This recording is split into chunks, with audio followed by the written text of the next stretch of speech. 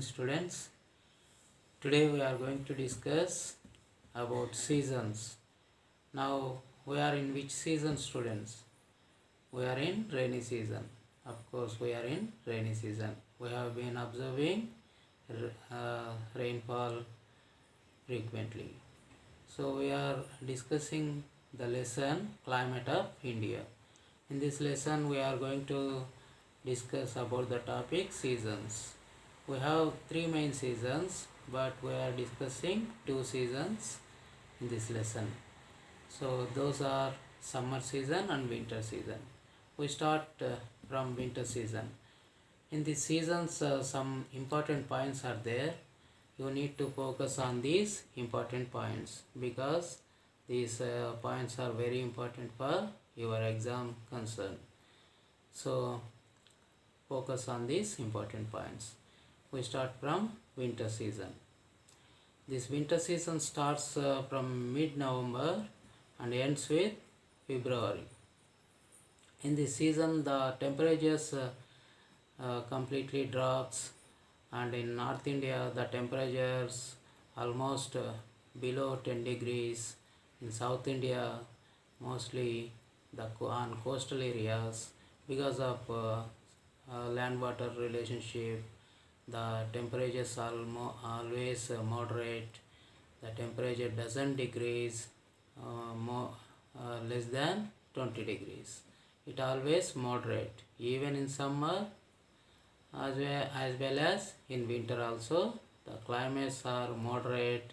They do not increase more than 35 degrees and do not decrease below 20 degrees. Like this, because of land-water relationship, the coastal areas always maintain moderate climates.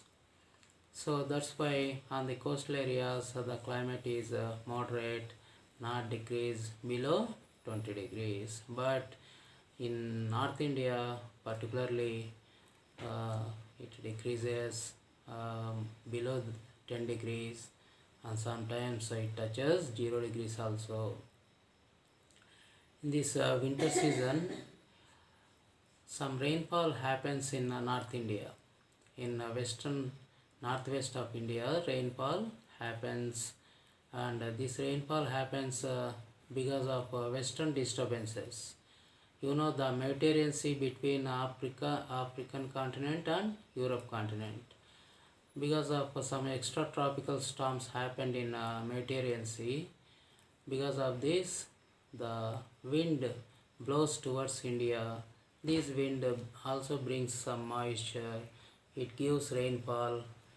It gives average rainfall in North India, western North India. Because this rainfall is very important and boon to wheat crop. Because of this rainfall, the wheat grows very well and it gives high yield. That's why these western disturbances and the rainfall in North India, particularly in the winter season, is very important to wheat crop. So this is the very important point. From where the rainfall happens in North India, it happens because of western disturbances from the Mediterranean Sea. So it is the very important point. And now we are going to discuss about summer season. This summer season starts from March and ends up to mid-June. It continues up to mid-June. So in the summer season, the temperatures increases very high, mostly in North India, in the middle parts of India and northern plains experience high temperatures. The temperatures even reaches 45 degrees.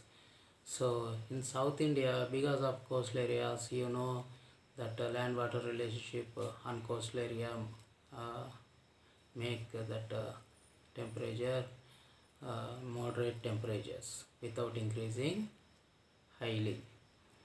So like this, in summer season in North India, from west side, mostly from desert area, western Rajasthan, hot and dry winds blow. The hot and dry wind blow from western Rajasthan it blows towards northern plains. It is called Lu, L-O-O, Lu. It is very important point for your exams. So from western direction, the hot and strong winds blow in summer season in North India. It is called Lu. And this in this summer season in South India, at the end of this summer season, some pre-monsoon showers fall, particularly in Deccan Plateau. Locally they are called mango showers, because these pre-monsoon showers at the time of ending that summer season, these pre-monsoon showers are very useful for ripening mangoes. That's why it derived the name from that ripening mangoes as mango showers. They are locally called as mango showers in Telangana and Andhra Pradesh. So it is also a very important point. So the pre-monsoon showers at the time of summer season, ending of summer season, called as mango showers in Telangana and Andhra Pradesh. These are very important point from this topic. Thank you, students.